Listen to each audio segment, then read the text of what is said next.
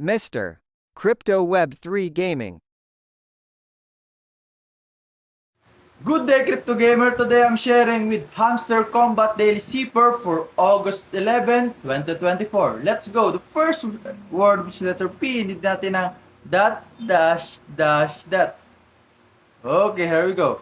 And then for the second word which letter U, need natin ng dot, dot, dash. And then the third word which letter B, need natin ng dash, dot, dot, dot.